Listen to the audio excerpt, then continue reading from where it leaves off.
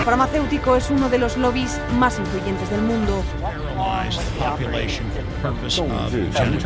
应对挑战，力行力改，破解难题。 Конечно, должны работать кооперативно, должны... Avecina una gran guerra entre la realidad virtual y la realidad aumentada.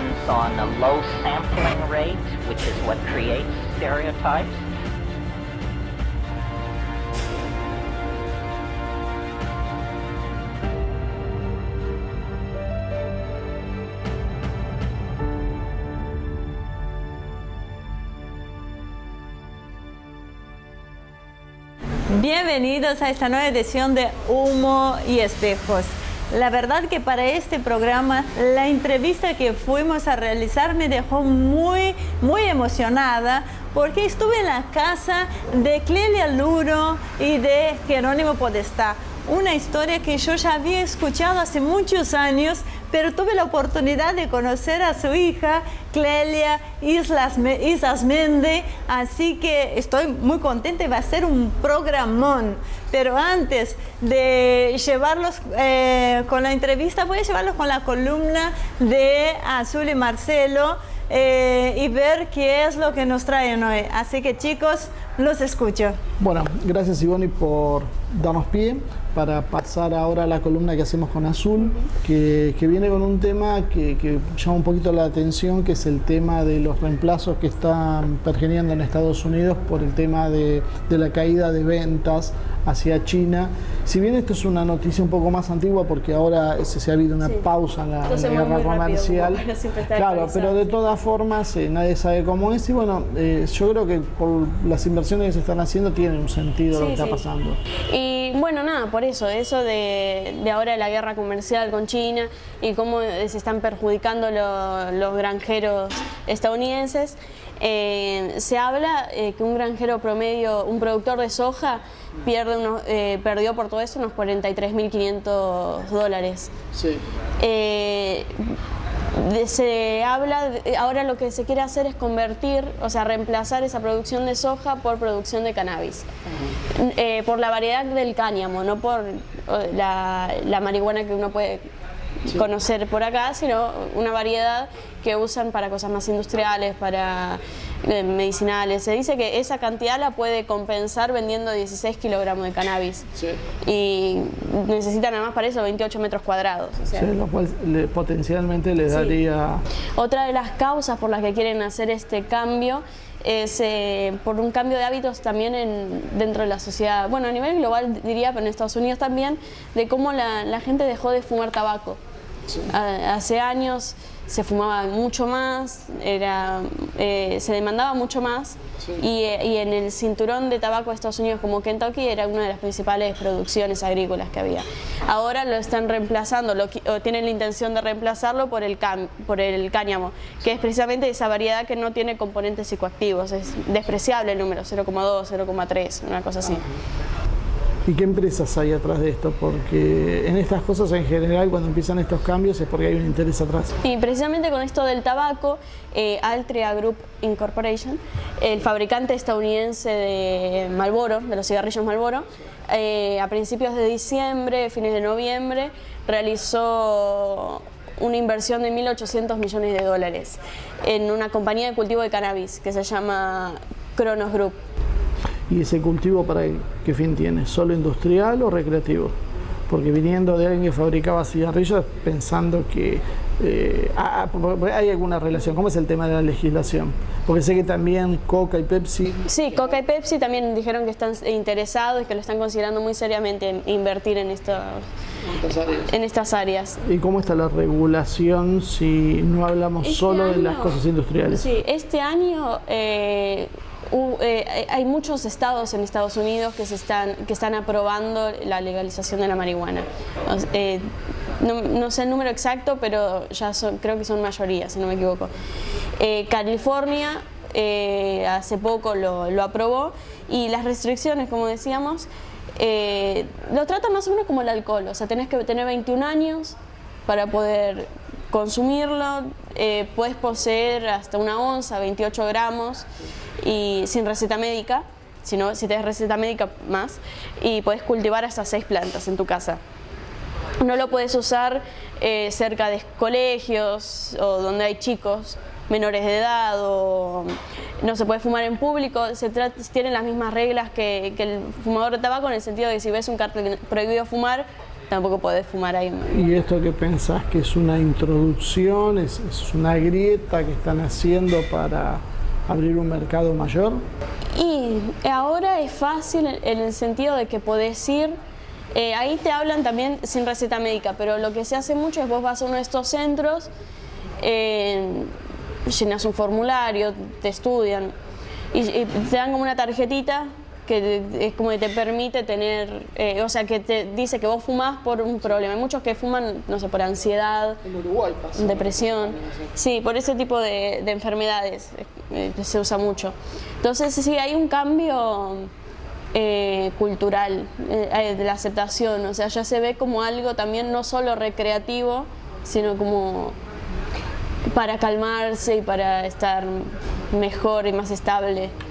Sí, algo charlamos obviamente antes de hacer el programa y hablábamos de que esto no es algo que surge de la nada, hay ejemplos históricos donde se trabajó sobre esto. Sí, o sea, son otras drogas, no es lo mismo que la marihuana, ya sé que me van a saltar, no, pero es esto que está pasando ahora en Estados Unidos, está pasando en algunos países, no los vería tan fácil que pase en países como China o Rusia, que eso es lo que quería llegar. En China es muy conocida el tema de la guerra del opio, todo el mundo tiene alguna idea. Sí, hace una pequeña base para que la gente sepa, porque mucha gente tiene una idea, pero hay otros que no. Muy sintética. Estoy pensando la mejor forma de... Gran Bretaña está relacionado con el tema de la venta de té. Gran Bretaña se tenía que mantener, tenía que sacar a China como competidor, si no me equivoco va por ese lado, y quería tener un balance de pago para... Sí, entonces ¿qué hacía? Vendía opio a China. Pero tenía un efecto secundario la venta de opio, que era la destrucción del pueblo chino. Hay fotos, hay testimonios, todo de cómo se veían los fumaderos, la gente tirada, porque claro, el opio te duerme, por algo la frase esa de la religión es el opio de los pueblos, o sea, Marx lo dijo por esto precisamente, y fue tanto, quebró a China, tuvieron tantos problemas a nivel nacional, internacional, que terminaron firmando el Tratado de Nankín, que obligaba a China al libre comercio, por ejemplo, del opio incluido con Inglaterra, y a través de 5 puertos, tuvieron que abrir más después, o sea, fue una problemática social que en China todavía está como esa cosa. Sí, es básicamente lo que se conoce el periodo histórico de humillación, sí. Prácticamente 3 siglos que duró este tema, más allá de que la consecuencia directa de haya desaparecido, recién podíamos decir que China ahora empieza a recuperarse de eso y empieza a recuperar también su capacidad productiva natural. Es que, o sea, porque ahora ya veo que la primera reacción es decir, bueno, pero la marihuana no tiene nada que ver con el opio. Sí. Pero después es algo que hablábamos detrás de cámara, que es como, bueno, vos permitís la marihuana, pero después, hablando de usos recreativos, no usos medicinales, puede ser que tiene propiedades que ayudan, y, o sea, no estoy criticando eso. Pero después el tema de cuál es el límite, y después llegas al punto de empezar a legalizar. Hay países, hay ciudades donde están todas las drogas legalizadas o que se están promoviendo. Entonces, es un tema delicado. Bueno, uno lo puede ver con el tema del consumo del alcohol.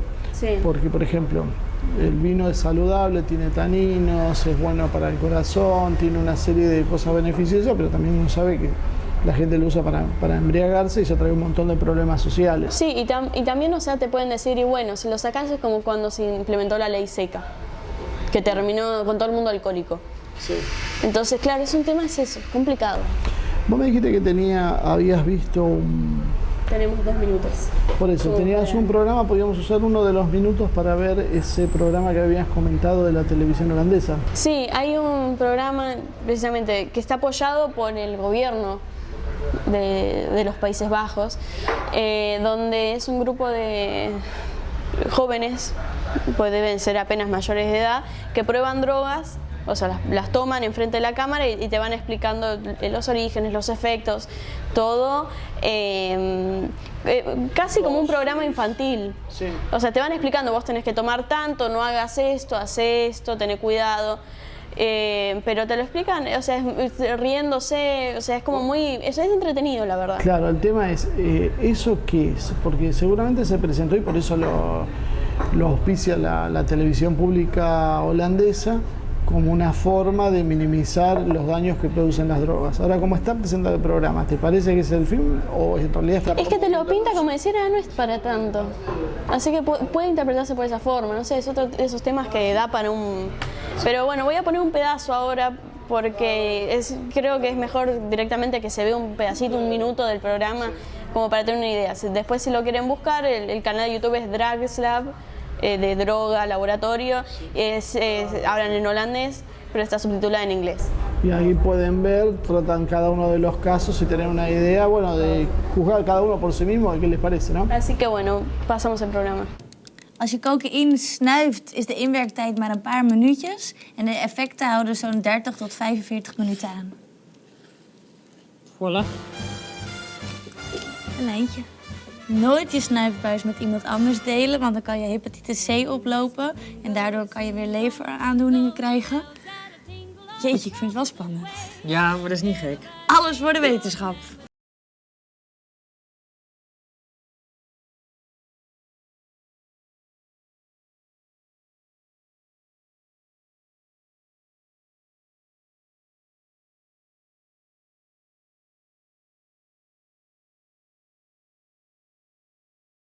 Ja, hier heel erg brandt het in mijn neus. En het komt heel langzaam, komt het ook zo'n beetje in mijn keel. Dit voelt raar. Zullen we even wachten en dan als je iets voelt, dan zeg je het wel? Ja. Ja? Ja.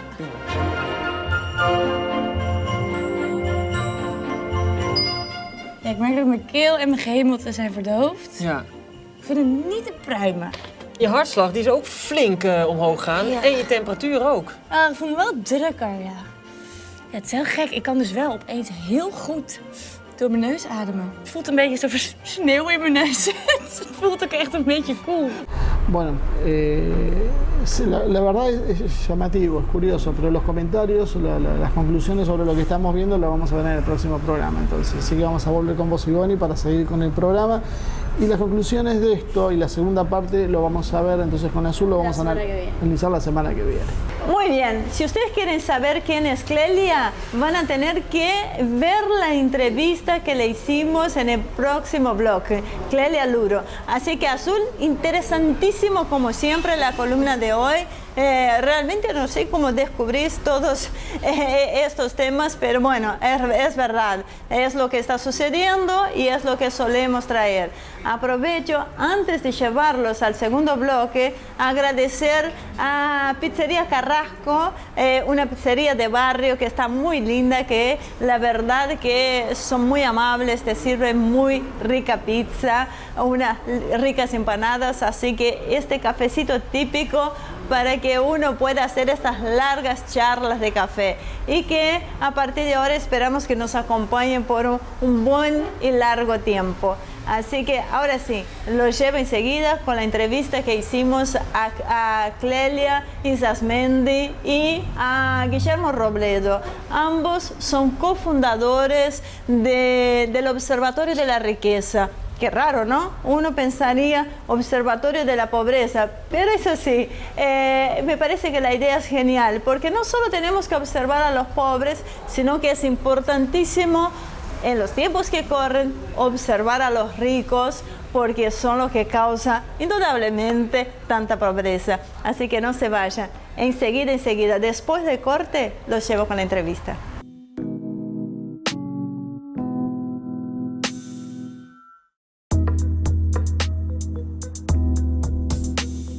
Muy bien, acá estamos nuevamente ya en este segundo bloque, como les hablé anteriormente. Hoy tenemos a dos invitados, contamos con la presencia de Clelia Isasmendi y Guillermo Robledo, ambos fundadores del Observatorio de Riqueza padre Arrupe. Así que Clelia, Guillermo, un placer enorme tenerlos acá con nosotros. Muchas gracias. Igualmente, muchas gracias. Clelia, vamos a arrancar con vos como corresponde, con las damas, para que nos amplíe un poco el tema del observatorio, que nos cuente un poco más la historia. Tengo entendido que hay un tercer fundador también, ¿no es cierto? Sí, somos varios en realidad, pero la otra persona que está con nosotros es Eduardo el Vasco Murúa, del movimiento de empresas recuperadas, el Movimiento Nacional de Empresas Recuperadas, el MENER.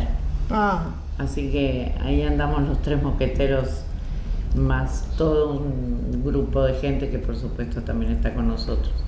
El observatorio tiene varios nacimientos, digamos. Cuando Guillermo tenía el movimiento Elder Cámara en Quilmes, un día hablando sobre esto de la UCA, del Observatorio de la Pobreza, de qué sé yo, una mujer de una villa le dijo: ¿y por qué no observan a los ricos en vez de observarnos tanto de nosotros? Así que un poco después quedó eso ahí en el aire. Después, bueno, pasamos por varias etapas con mi madre falleció hace 5 años, y después que ella falleció seguíamos pensando cómo seguíamos con esto del movimiento Elder Cámara. Hicimos también otro que se llamó el Colectivo de Francisco, después de que Francisco fue nombrado Papa, que Bergoglio fue nombrado Papa, y ahí fuimos un día a plantearle a Francisco que queríamos hacer el Observatorio de la Riqueza, porque tal cual, o sea, todo el mundo observa la pobreza, pero ¿por qué hay pobres? Sí, porque hay muy pocos ricos. Bueno, fue el del Cámara el que dijo. El del Cámara dijo: cuando doy pan a un pobre me dicen que soy un santo, y cuando pregunto por qué el pobre no tiene pan me llaman comunista. Bueno, vamos ahí a investigar a la riqueza y a investigar la realidad de por qué el mundo está como está. Y no solo es un tema de investigación, también es un tema de... Nosotros lo que acercamos son propuestas a quien las quiera escuchar, en base a estudios y demás, hay maneras de salir de esta locura del ser descartable, como dice Francisco. Entonces, bueno, nada, ahí trabajando mucho con eso. ¿Sabes qué? Mientras estábamos preparando las cámaras, estábamos charlando y hubo algo que ya me empieza a salir de tu esquema, pero no importa. Está bien. Veníamos charlando el tema de que ustedes venían de Europa, estuvieron hace poco con Francisco, y lo que me comentaban era que no veían chicos. Y ahora me hace, ¿verdad?, entroncarlo con lo que vos estabas diciendo. ¿Qué es el tema del hedonismo? Que vos me comentabas fuera de cámara, que es lo que estamos empezando a ver, como que no se tiene hijos. Bueno, el tema del hedonismo yo creo que es un tema cultural que la crisis económica profundiza, ¿no?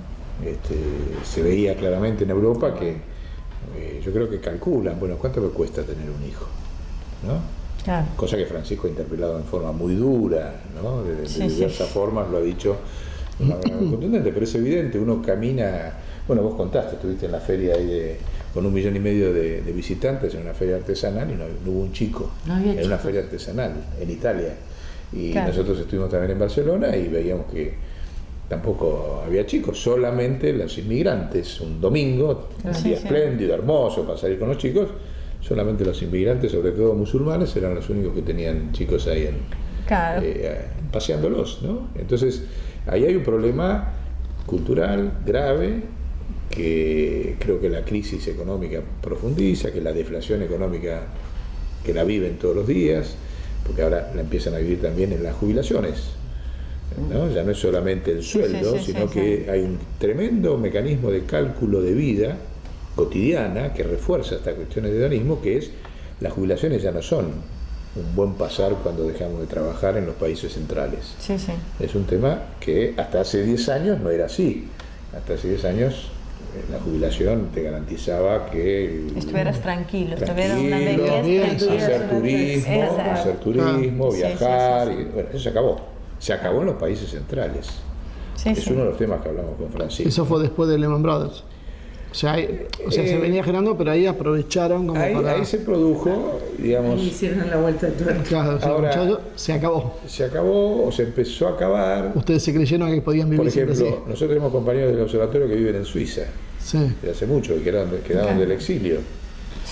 Y cuando ellos te cuenta que pierden todos los referéndum progresistas en Suiza, como por ejemplo esto de que sube la edad jubilatoria y baja la jubilación, así, pero en un 40%, no estamos hablando de pesos, ¿no? En Suiza, y por consenso, y porque la plata no alcanza, y no va a alcanzar. Y hay un mecanismo mediático que opaca todo que eso. crea esa conciencia falsa, porque es una conciencia falsa, que es una de las cosas que nosotros trabajamos como resultado con el observatorio. Hay una gran contradicción, una gran tensión entre que cada vez hay un sistema productivo más tecnológico, más eficiente, que cada vez produce más bienes, más diversidad. Habría para paz, justicia y dignidad y jubilaciones justas para todos, y por otro lado el sistema, desde la lógica monetaria, te está imponiendo en el mundo esto de que hay que subir la edad jubilatoria cuando los jóvenes cada vez tienen más desempleo. O sea, es una irracionalidad, como lo hablamos con Francisco. O sea, esto que estás hablando no es solo un pensamiento de ustedes, eso es un pensamiento de él. No, eso está en la Laudato. O sea, en la Laudato sí, en la encíclica de Francisco, que fue lo que nosotros, cuando le llevamos la propuesta que dijo Clelia recién, le dijimos, mire, nosotros queremos hacer observatorio de la riqueza, inspirados en la Laudato Si, para estudiar los mecanismos de Estado y entre Estados, no solamente de Estado, y entre Estados, de cómo la riqueza cada vez mayor que usted dice ahí, y que él caracteriza en algunos artículos, que vos decís, pero esto es un manual de economía política o es una encíclica del Papa. Es las dos cosas, ¿no? Porque cuando caracteriza que el sistema es obsoleto y que lleva hacia la autodestrucción, o sea, y que toda la inteligencia que hemos puesto para el avance tecnológico no lo estamos logrando poner para instituciones nuevas, bueno, te está planteando, y te convoca con humildad, porque la encíclica lo dice.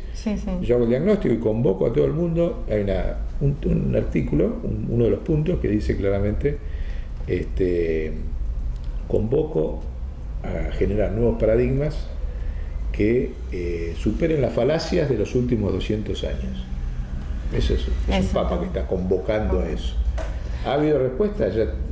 Nosotros creemos que todavía, en términos políticos, a esa convocatoria del Papa no hay respuesta. Ha habido parciales. Aparte hablamos de un Papa Francisco tan referente estando nosotros en la Argentina, ¿no? Y a veces como extranjera y como brasileña, que desde Brasil es verdadero respeto, adoración y todo lo que se pueda sentir por el Papa Francisco, que a veces tampoco se siente esta misma identificación, lamentablemente, en su propio país. ¿Lo quieren más en Brasil que en Argentina? Lo queremos más al país, más brasileño que argentino, el Papa Francisco. Nosotros decimos que la argentinidad está incompleta. Puede ser, tenemos que ir de la mano. Francisco es el síntoma máximo. Ese problema. Eso es un tema, porque aparte, como hablábamos también justamente de esto, lo que sucede en Europa, en los Estados Unidos, hay como una ventana hasta que nos empieza a llegar a nosotros. Ahora está llegando el tema de la jubilación. En Brasil también están tratando de aumentar la edad de la jubilación. Entonces es un tema que si nuestra región recién está viviendo algo que ya sucedió en Europa y en Estados Unidos hace 4 o 5 años, ¿por qué no tomamos esta conciencia como para corregir? Era un poco lo que decía Clelia, o sea, ¿cuáles son las opciones para que podamos evitar algo que sabemos que vamos camino a un abismo y no nos queda otra que caer? Mira, una cosita que quiero decir cuando empezaste a decir lo de Francisco, no me acuerdo quién fue que dijo, que creo que tenía mucha razón, que los argentinos somos unos esquizofrénicos. Quise decir eso, me van a echar de la Argentina, por Dios. No, vos no lo decís, yo lo digo. Hemos tenido a Maradona, tenemos a Maradona, tenemos a Messi, tenemos al Papa Francisco y nos damos el lujo de andar criticándolo y diciéndolo, pero ¿qué nos creemos que somos? Sí. A ver, también tiene mucho que ver los medios de comunicación en esto, obviamente, y tienen, no muchos, tienen gran parte en los el primer año, digamos, al principio a Francisco se le pegó también para que guarde y para que tenga, como digo yo. Después, bueno, empezó ya más la parte, se calmó todo, entonces la gente empezó a respetarlo más. Pero ahora en el mundo entero él cada día tiene más enemigos. Y entonces tiene más enemigos esencialmente por el tema del poder financiero. Digo, Entonces, ¿con qué lo atacan y lo atacan y lo atacan? Que no deja de ser cierto con el tema de la pedofilia. Pero el tema de la pedofilia es cierto en el catolicismo, donde no debería existir absolutamente nada por lo que es en sí. Y que él está intentando combatirlo. Eso también es una Inclusive ahora me comentaba Guillermo que en febrero llamó a una reunión de todos los presidentes de las conferencias episcopales del mundo, nunca más un caso de pedofilia. Para hacer un nunca más del Vaticano sobre el tema y terminar y liberarse para ir a fondo con los problemas, porque la verdad es que él en los primeros años tuvo una ofensiva internacional, un prestigio, acordate cuando para la guerra en Siria, y bueno, una dimensión, pero desde hace 2 años digamos, esta nueva dinámica que ha tomado las contradicciones internacionales a partir del gobierno de Trump, la imagen de él ha quedado fuera de la agenda internacional. Esa es atacada por eso. Y atacada exclusivamente, o sea, los medios de comunicación internacionales, que son 21 conglomerados monopólicos, de lo único que hablan de la Iglesia son de los casos de pedofilia, que son la mayor parte, pero casi el 98% de los casos, de hace 20 o 30 años atrás. Y el mensaje de Francisco, o este tipo de convocatorias, o sea, preguntar a cuántos habitantes del mundo saben que Francisco dice que las falacias con que se gobierna el mundo son obsoletas. No vas a encontrar a nadie. Ahora todo el mundo te dice, Francisco no pudo arreglar la pedofilia. Y de hecho lo van dosificando, pues si vos vas viendo, le van tirando los casos, pero no se los tiraron todos juntos, se los vas tirando tanto para mantenerlos siempre ahí arriba. Claro. Ahora, hablando de esto, esto me hacía pensar, porque por un lado estamos viendo, no hay chicos, por otro lado vemos cómo se usa el tema de la pedofilia, el problema de la concentración de la riqueza, y toma muchos bríos una serie de ideologías que a veces se lo pone como un paraguas, como ideologías queer, pero que son muchas y no son las únicas, que todas apuntan a venir desde un falso progresismo o de un nuevo progresismo. Pues ya a esta altura del partido creo que hay que poner en duda todas las etiquetas porque no reflejan lo que realmente quieren decir. Y estas ideologías parecerían como que van encajando perfectamente con este modelo delineado de poca gente muy rica y una inmensa mayoría muy pobre, y que si desaparece, mejor. ¿Cómo lo ven esto? Mira, ahí nosotros, ahí el gran responsable, que es uno de los temas que le llamamos a Francisco, es el tema mediático. Claro. Digamos, porque esos temas existen, digamos, en una dimensión de presencia mediática que no se corresponde con la realidad del conjunto de los problemas de la sociedad. No quiere decir con esto que no tengan una validez, ni que pero realmente es una desproporción absoluta de las problemáticas centrales que tienen los pueblos en el mundo a ese tipo de agudizaciones, digamos, de divisiones, ¿no? Vos decías, falsos progresismos, bueno, uno puede decir, son progresismos incompletos. Porque la realidad es que los sectores que asumen esas posturas es muy difícil hacerles ver la totalidad de los problemas de los pueblos. Se atrincheran en un punto de ese progresismo, que no lo estamos negando, pero una actitud muy, no sé cómo calificarla desde el punto de vista psicológico, es defensiva. Hablaban de la totalidad no se ve. Ahora, la responsabilidad de que no se vea no es individual, es mediática. Vos fíjate lo que ha pasado ahora esta semana con el caso de D'Artés, que nosotros lo escribimos sin H.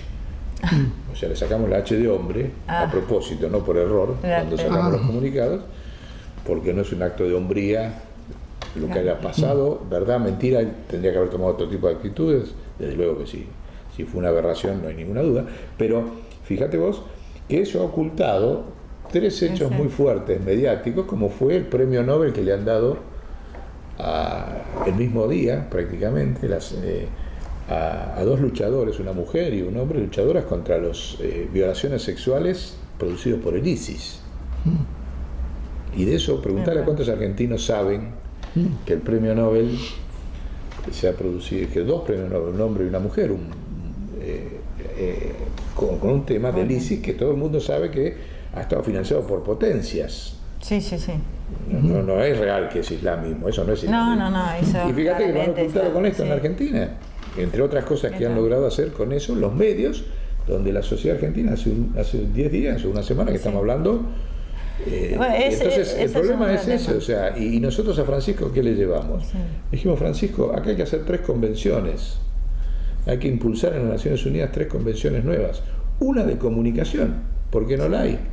Vos fíjate que las Naciones Unidas hace 70 años hicieron una serie de convenciones que hoy están vigentes, actualizadas, obsoletas y demás, pero están vigentes en planos de salud, educación, finanzas, genocidio, derechos humanos y demás, pero en comunicación no hay convención. Está vacío. Entonces, al estar vacío, lo ocupan los medios de comunicación. Eso lo hablamos con Francisco y quedamos en que la gran lucha es lograr que la comunicación pase a ser un derecho humano y deje de ser una mercancía. Y eso lo tenés que lograr solamente en una convención internacional. No lo vas a poder lograr por países. Sí, por es muy difícil. Porque él ha sido víctima de eso también.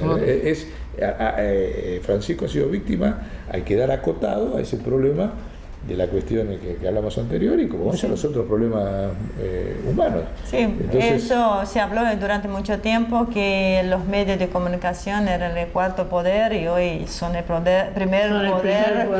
Pero es que hoy ya no están solos, hoy tienen las redes. Claro, son dos factores.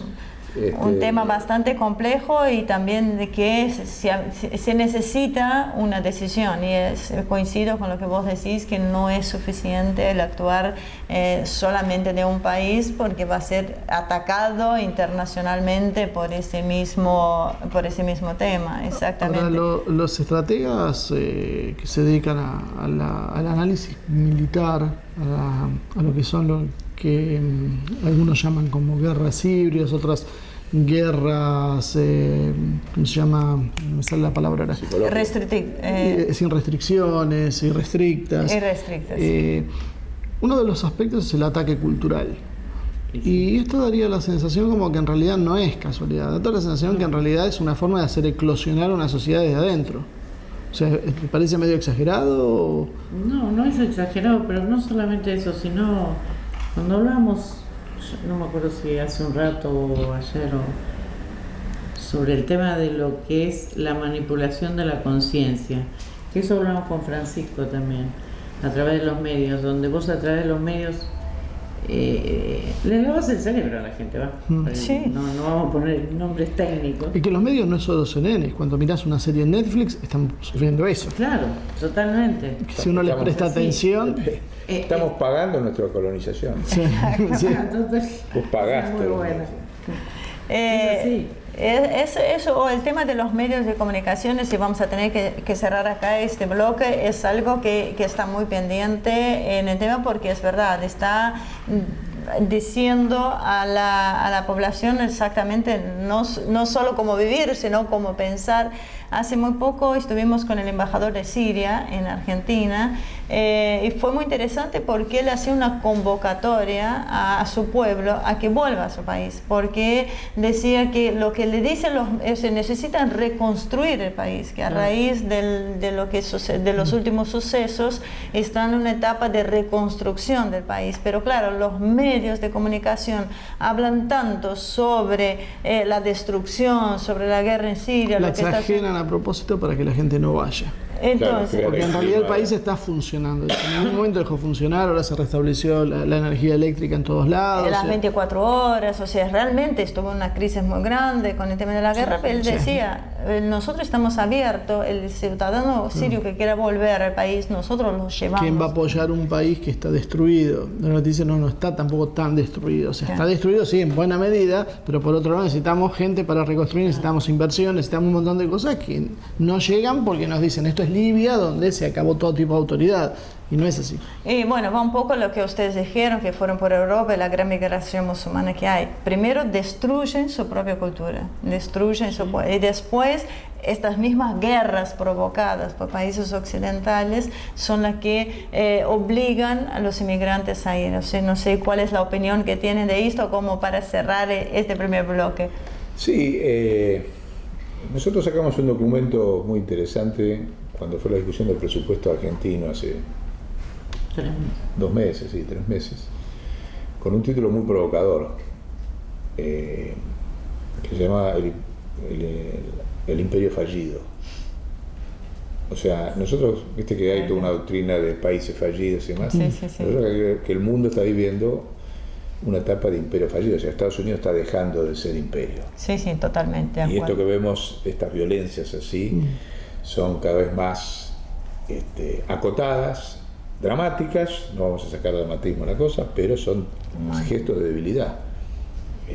Aunque sean violentos, aunque provocan esa destrucción, cuando vos no tenés un modelo éticamente presentable y no podés resolver los problemas estructurales de la dinámica mundial, como sí fue en otros momentos de la historia del capitalismo, estos son guerras así de buscar debilitar los pueblos para tratar de diferir el imperio fallido.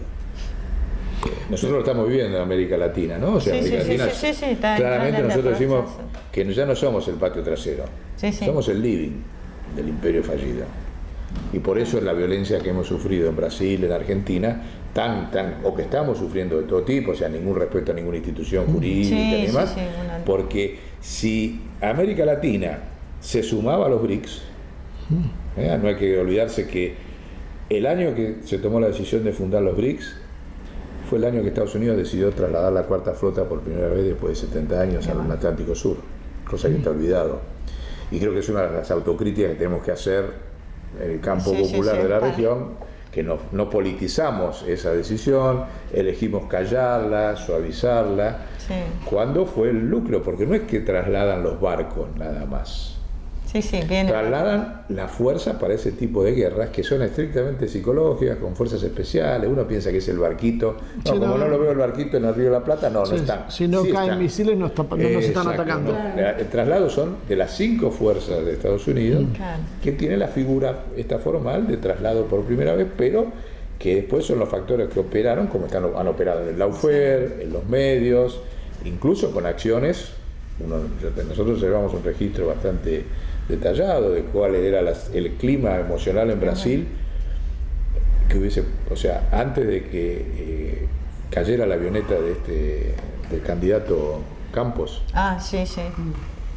Dilma ganaba en la primera vuelta con mayoría en el Congreso. La caída de esa avioneta, entre comillas, hizo que subiera la candidata que ellos sabían que le podía... era Marina. Marina, ¿no? O sea, primer triunfo evangelista, que Marina logró que Dilma tuviera que ir a balotaje y perdiera la mayoría en el Congreso, mayoría que después la destituyó. Ahora, sin esa avioneta, que cayó casualmente en tiempo justo, y que se habló bastante, y que se habló mucho, Dilma no hubiese sido destituida. Hablamos de guerra, hay que hablar de ese tipo de cosas. No, es muy interesante y vamos a tener que seguir en el próximo bloque. No te voy a permitir ahora, cuando se va calentando la cosa, nos cortan ahí justamente para que exacto, no nos entusiasmemos tanto.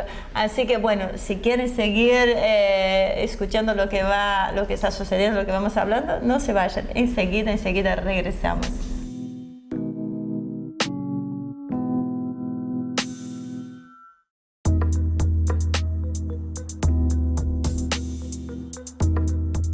Bueno, ya regresamos acá en este segundo bloque. Muy interesante, siquiera pudimos parar de charlar durante el intervalo. Guillermo, hay una cosa, voy a seguir con me queda una cosa pendiente de lo que habían dicho del tema de D'Artés, que hay un tema más que... Pero primero quiero seguir con el tema del BRICS, porque nosotros fuimos uno de los impulsores de poner en agenda la Argentina en el 2014, cuando fue la reunión de la cumbre de Fortaleza, porque la intención, por lo menos de Rusia, China y de India, era que se formara un BRICS. Y hoy casi lloro cuando en el G20 en la Argentina se reunió el RIC.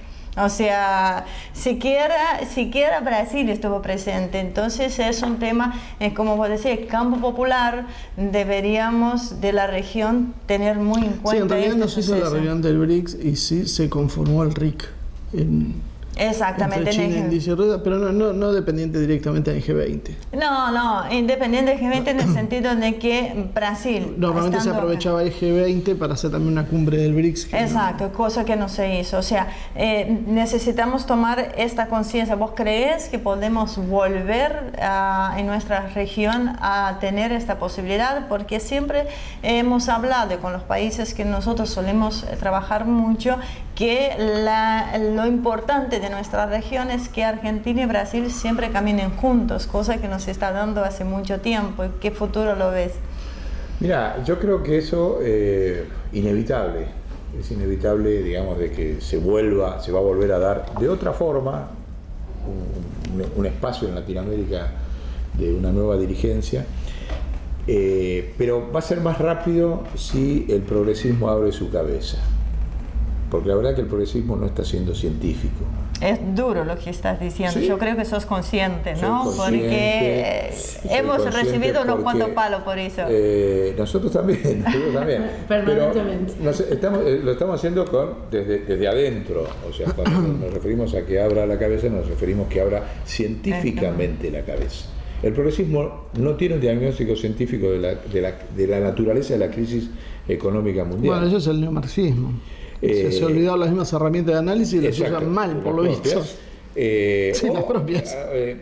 O la lógica científica, sin irte a una cuestión política, de un proceso de lo que es el impacto de la cuarta revolución industrial, que también hablábamos en el corte, de inteligencia artificial en la economía.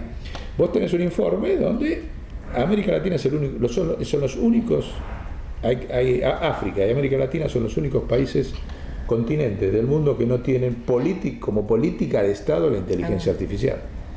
Es el corazón, que lo hablamos con Francisco, y él lo dijo, si esa es la cuarta revolución industrial. Y el corazón de la disputa entre Estados Unidos. Es el corazón de la disputa internacional, pero América Latina la está viendo afuera. Gobierno popular que asuma va a tener que hacer una política de Estado sobre eso, porque es el gran déficit desde el cual te manejan las conciencias y te manejan el desarrollo tecnológico. Entonces, cuando me refiero a que el progresismo tiene que abrir la cabeza, el otro día hablábamos con unos compañeros, decía, vamos a hacer el peronismo de la inteligencia artificial, que se va a llamar PIA. Armando una agrupación, ¿viste? Acá por un sello, vamos a hablar en PIA, peronismo de la inteligencia artificial, a ver si reaccionan en el peronismo, en el progresismo, en todos los sectores, para que vean exactamente por dónde, qué tipo de discusiones vamos a tener que hacer. Se lo dijimos a Cristina cuando estuvimos, se lo dejamos por escrito. Hay dos claves si llegamos a ganar el año que viene, que yo creo que sí, que es el Banco Central y la inteligencia artificial. Incluso nosotros le llevamos una propuesta donde le dijimos, mira, con la inteligencia artificial vos volteás la causa de las fotocopias truchas de los cuadernos. Porque hoy la inteligencia artificial te permite una computadora que yo te escribo una palabra mía, la computadora inmediatamente aprende mi letra y yo escribo con tu letra, con la tuya, y así fue, por eso están quemados los cuadernos. Es lógico. Le gustó a Cristina, dijo que lo iba a hablar con sus abogados. Entonces, bueno, España... Pero entendés que, a ver, España, hay un equipo que se lo tenía, no que nosotros llegamos... es el déficit. Por ser suave es el déficit. Bueno, pero... Lo que pasa es que en España, por eso después no nos quieren a nosotros, pero en España pusieron. Pero la tribuna ahora, de España por lo menos nos puso como premio disidente. La policía en España ahora está usando un algoritmo de inteligencia artificial para dictaminar si las denuncias son falsas o verdaderas. O sea, es el primer país en el mundo que lo pone en práctica. O sea, precisamente de la forma en que vos hablás, el tipo de lenguaje que usás, la cadencia, las referencias, todo eso tienen, creo que alrededor de un 90% de porcentaje de acierto. No te sirve para condenar a alguien, pero te sirve para orientar una... miramos la potencialidad del tema. Bueno, Azul Selene, que es la que hace las columnas en este programa, en nuestro programa desde hace ya varios años, ella hace como 3 años ya estaba trayendo a sus columnas los avances tecnológicos y la inteligencia artificial. Claro, a 3 años atrás, 4 años atrás, suena como mucho mucho tiempo para eso, pero Claro. uno Sí, venía suena de- una película de ciencia ficción, decís, bueno, sí, nuestro tataranieto. No, nosotros, No. Claro. nosotros mismos, de hecho, estamos empezando a padecer las consecuencias. Claro, Cuando Uber te dice que en 2 años más van a tener autos circulando sin chofer, en 5 años piensan que llega a la Argentina, el taxista perdió el trabajo por el conductor de Uber y el conductor de Uber perdió el trabajo por la tecnología. Te digo un dato que vimos en el viaje. Uber con la bicicleta con la cajita, ¿viste? Esta que estamos viendo acá. Sí. Pero en las bicicletas. en la bicicleta, Ya no siquiera en el taxi. en la bicicleta. Las ¿Qué? cajitas estas que estamos impactados acá, que es una desregulación laboral Sí, furibunda, totalmente. pero ya no solo como la tenemos acá, sino Uber haciéndola. Bueno, Bueno. tener un sistema de drones para entregar que están viendo ya, están estudiando grandes entonces, empresas, o sea que ni siquiera te va a quedar y para hay- repartir en bicicleta.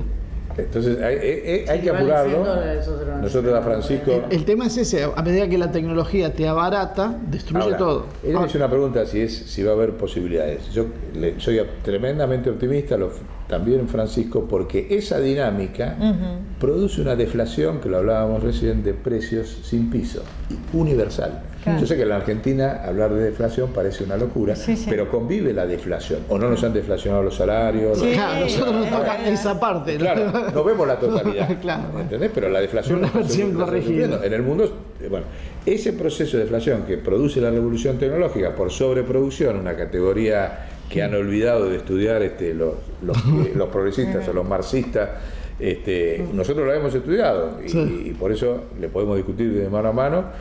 Nosotros hicimos una historieta sobre Francisco que se llama Juan Bagual, donde hablan el Che y Perón sobre la Laudato Si. Es muy divertida, después se la vamos a dar. Sí, dámela. Le vamos a dar. Se me ocurrió una idea que te voy a contar después fuera de cámara. Donde Perón, cuando habla con el Che, no. van a la escuelita Sí, donde sí, pusieron sí, al sí, Che a hacer claro. una clase, un debate sobre la Laudato Si. Sí. Francisco se divierte mucho con eso. Y Perón le dice, mire, nosotros, Marx vivió 1750 días. Nosotros en el peronismo estudiamos, y todos los días pensó distinto. Entonces nosotros estudiamos, nuestro secreto del buen vínculo con los pueblos es que estudiamos el pensamiento de Marx de cada día que sirva hoy. Y agarramos ese.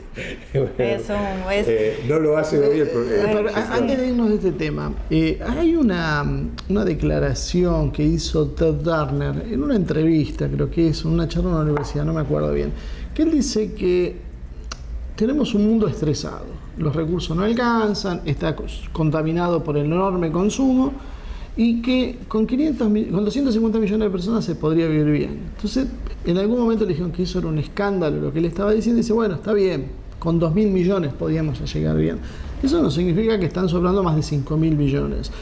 Esta idea, ¿la tiene presente Francisco? Y antes que conteste, porque leíste mi pensamiento, está el tema que vos dijiste de la superproducción. O sea, si tenemos un exceso de producción y tenemos un exceso de producción de gente. Ese es el bueno, problema. pero un exceso de producción de productos. Y de cosas. Y un exceso de producción de gente, pero gente sin trabajo, gente que va a estar fuera del sistema, porque con este nuevo sistema... Pero yo a lo que voy es ahora, la solución. Pues nosotros estamos diciendo, bueno, maravilloso, repartamos las riquezas, total se produce mucho, hay gente que necesita, repartimos entre todos, busquemos la forma. Ese es el observatorio de la Claro, riqueza lo que te está responsable. diciendo Ted Turner no es eso, están sobrando 5.000 millones, muchachos, tenemos el planeta contaminado, estresado, saquemos 5.000 millones, ¿esto es viable? ¿Esto es una locura también?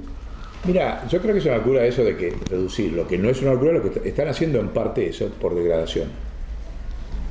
O sea, si vos mirás lo que están haciendo en el mundo de hace 10 años, justamente para eso degradaron las Naciones Unidas. Las Naciones Unidas dejaron de tener el rol que tenían antes. Es que sectores cada vez mayores de población, incluida la clase media, que fue la gran, digamos, beneficiaria desde después de la Segunda Guerra hasta ahora, de un montón de consumos, justamente, los están haciendo retroceder vertiginosamente. Lo estamos viviendo en América Latina, lo estás viviendo en Europa. Entonces, conscientes de que no pueden eliminar, o sea, no pueden hacer una guerra y matar 5.000 millones de personas para hacerlo de Turner, el plan B es degradarlos, retrocederlos culturalmente, y ahí es donde juega un rol muy pernicioso algunos sectores religiosos, de las preguntas que nos mandaron, que lo hablamos con Francisco, o sea, nosotros hicimos un informe de que no es lo mismo los evangelistas que hablaba él, que el rol que tienen hoy iglesias evangelistas que están financiadas internacionalmente para sostener medios de comunicación, pasó en Brasil, pasa acá. Entonces, esa cultura que él inmediatamente nos dijo un término: el problema es la teología de la prosperidad. Porque la teología de la prosperidad que utilizan los evangelistas termina en una degradación cultural, espiritual y del alma de la gente. Entonces ellos van por hacer retroceder el alma de ese sector, no por eliminar, como dice Turner, porque no podría. Retroceder el alma va a eliminar también. Fíjate, porque la gente vive peor, se muere antes. Ahora, hay una solución, que es la que nosotros le planteamos a Francisco, y que se está discutiendo en el mundo. Fíjate vos qué cuestión. En el mundo se está discutiendo, en América Latina no, la renta básica universal. Fíjate que no está en la agenda, y es una pelea que estamos dando nosotros acá en la Argentina. Y es algo que hemos hablado. Dicen que tienen que trabajar. Sí, y Suiza hizo plebiscitos, y Canadá en algunos lados.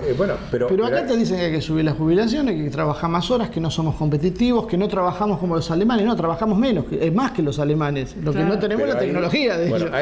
No repartimos como ellos. Ahí fue el tema de la primera convención. En el bloque anterior hablamos de la convención, en la primera hablamos de una nueva contabilidad mundial, o sea, un nuevo sistema de cuentas nacionales. Porque le llevamos a Francisco el estudio del observatorio, que determinó, hicimos una comparación de cuántos bienes se producían hace 100 años y cuántos hoy en el mundo.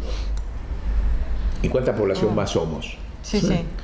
Bueno, nos da que en promedio, hablando de todo tipo de productos, tenemos casi 7 millones de veces más de productos que hace 100 años disponibles.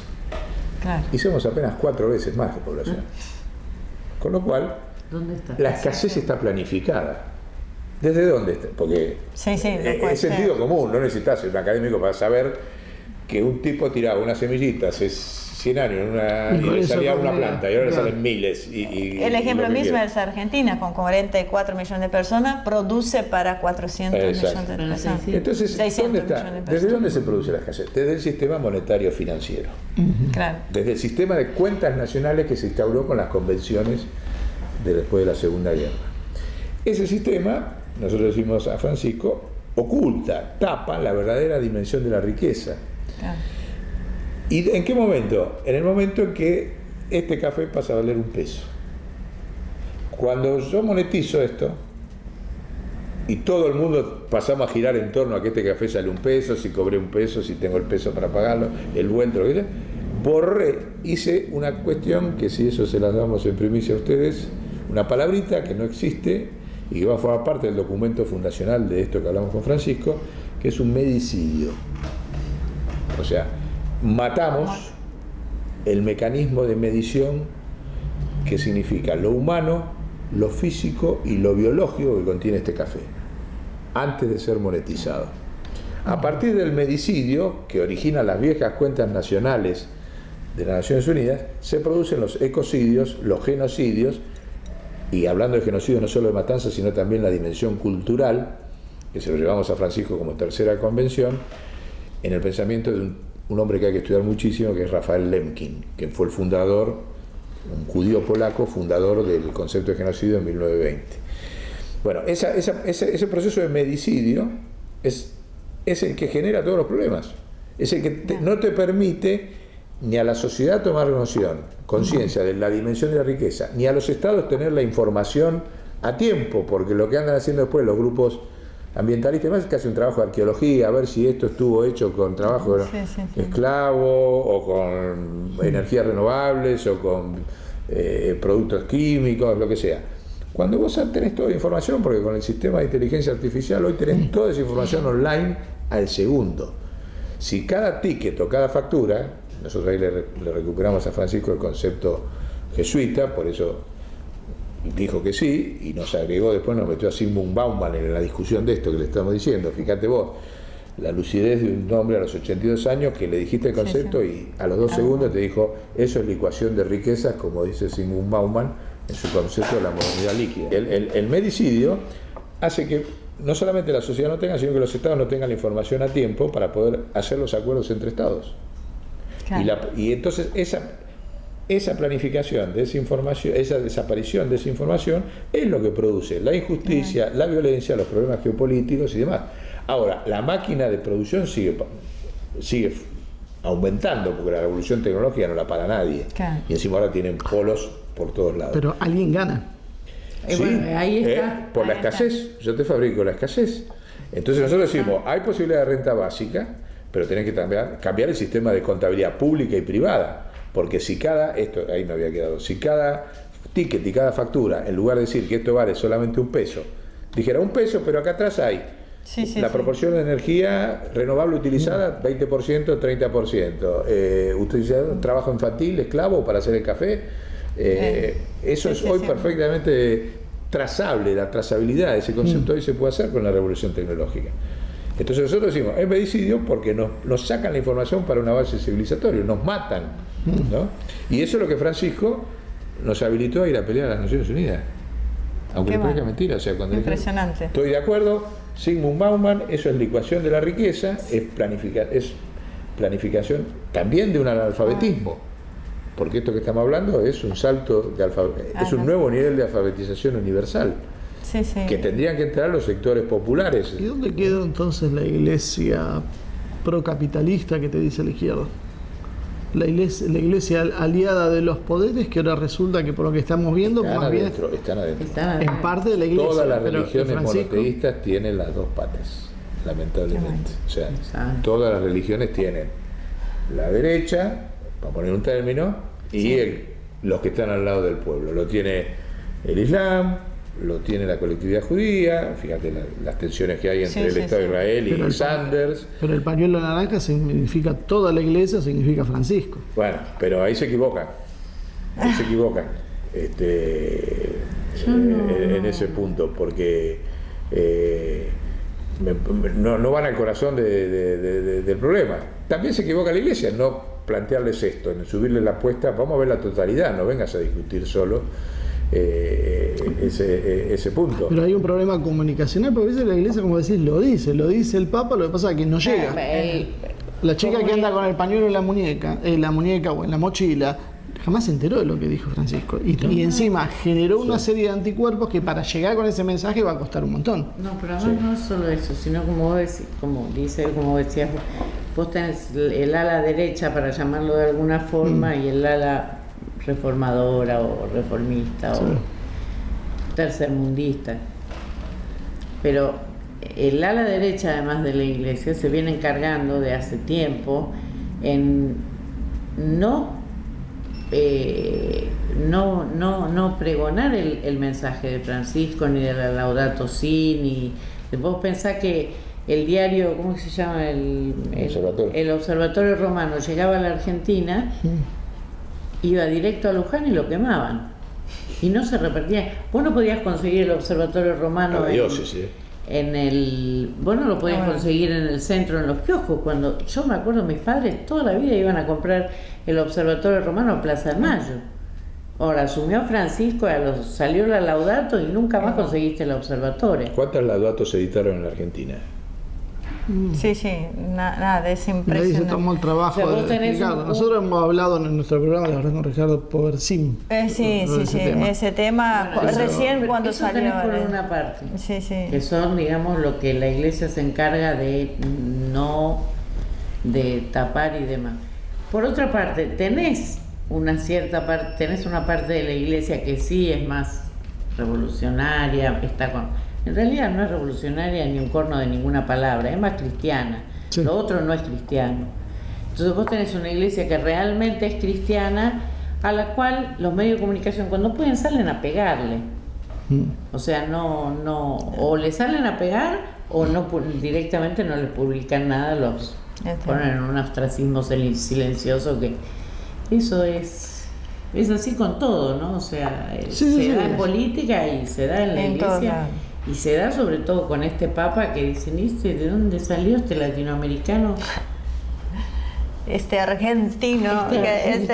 Pero que han avanzado ellos, así como hacen eso adentro, también avanzan con los propios, que son los sectores evangelistas más Más que Guillermo, antes que Marcelo se ponga a hablar, porque después ya no podemos enterar, la verdad es que nos quedaron muchísimas preguntas en el tintero. Yo creo que no hablamos... 30 segundos para pedir una opinión. Y si doy 30 segundos, pero él no te va a responder en 30 segundos. Me va a responder. La última. En un momento después la edición hace milagros. Lo hace entrar. Nosotros estamos viendo un sistema que es claramente inhumano, ¿no? Y hablamos que todas las grandes religiones monoteístas tienen dos patas al menos. Un día hablando con el Sheikh Abdul Karim Paz, sí, él nos decía que esto claramente es un sistema satánico, es un sistema demoníaco. ¿Es ponerse muy metafísico si uno habla de eso? No lo vas a poder... Lo sacamos de la política ahora, entramos en otro terreno. Mirá, yo creo que es o sea, hablar de Satán no ayuda a avanzar. ¿No? O sea, creo que sí hay que hablar... En Occidente. Creo que hay que hablar de una élite soberbia, una élite obscena. Yo creo que hay que hablar de obscenidad más que de Satán. Esa élite que puede hacer perfectamente esto que estuvimos hablando hasta ahora porque tiene el poder, sí, sí, en lugar de hacerlo y de aportar a eso vía filantropía, vía todo lo que podría hacer con el poder que tiene, elige preservar sus privilegios y aumentar sus niveles de obscenidad. Ese me parece que es el problema. Si uno le pone el término Satán... Vos dijiste que antes era cristiano. Esto sería lo contrario de ser cristiano. Eso sí, no, eso no hay duda. Absolutamente. Eso, digamos que si vos agarras el mensaje de Jesús, incluso traje un libro muy interesante que vale un día un programa, de allá que compré en Barcelona, que se llama Hay que descolonizar a Jesús. De una editorial muy seria. ¿Sabes a qué se refiere? Se refiere a que el mensaje de Jesús estuvo dicho en arameo. Y cuando vos traducís en el arameo, dice, cuando el Imperio Romano pasó a incorporar al cristianismo, 400 años después, la traducción al latín y al griego como mensaje de Jesús tergiversó el mensaje en arameo original, que era el más, digamos, profundo, el más revolucionario y demás. El otro lo dulcificó. Para tenerlo en cuenta, lo vamos a programar entonces. Es para el próximo. Vamos a seguir hablando ahora fuera de cámara. Muchísimas gracias, Guillermo. La verdad, interesantísimo, Clelia. La verdad, te hemos conocido más con otra faceta y me alegró muchísimo conocerte. Y bueno, y hay que estar observando más al Observatorio de la Riqueza, ¿no? Para que después, en la próxima entrevista, también nos diga cómo ha evolucionado. Hoy no tenemos tiempo. Tanto Observatorio de Derechos Humanos truchos, es bueno en un observatorio que sea de los buenos. Así que gracias por recibirnos en tu casa. Así que esperamos vernos prontito, si Dios quiere. Cuando Dios quiera. Muchas gracias. Muchas gracias. Muy bien, hasta acá llegó el programa de hoy. Sin duda, realmente muy interesante. Como ustedes saben, estamos a total disposición para todas las consultas que quieran hacer a través de nuestras redes sociales, a través de nuestro canal de YouTube. Muchísimas gracias, como siempre, por acompañarnos. Los invitamos, como siempre, a suscribirse a nuestro canal de YouTube, ACTV Producción, y a seguir ahí acompañándonos, empujándonos y a querer que estemos acá con ustedes todas las semanas. Nos vemos la semana que viene. Muchísimas gracias.